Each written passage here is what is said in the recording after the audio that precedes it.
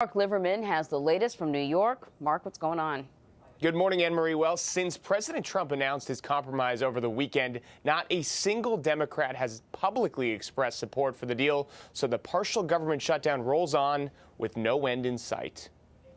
The shutdown hopefully will not last long. That was President Trump on Twitter just hours before the longest government shutdown in history began 1 month ago. Anything to say about Democrats rejecting your deal? Yesterday, he ignored questions about the ongoing shutdown at the Martin Luther King Jr. Memorial, but he stayed active on social media, telling Democrats to stop playing games and give America the security it deserves. We are aghast that he wants this giant 30-foot wall to be the symbol of America. Democrats have rejected the president's latest proposal. 3 years of legal status for some refugees and immigrants brought here by undocumented parents in exchange for $5.7 billion in wall funding. He is now holding the American people hostage over a vanity project that he calls a wall. The Senate is expected to vote on the president's plan this week. Meanwhile, House Democrats will vote on their own legislation to reopen the government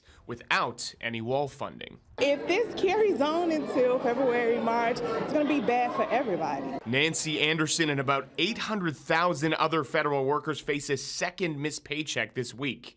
Many are relying on donations and food banks to survive. When you're running out of food, you got to feed your family, and it's tough. The TSA said 10% of screeners called in sick on Sunday, many due to financial limitations.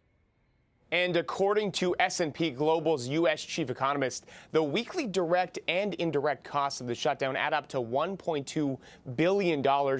If the government doesn't reopen by the end of the week, those costs are expected to be roughly $6 billion in total cost damage to the economy. Anne-Marie? Wow, Mark Liverman in New York. Thank you so much, Mark.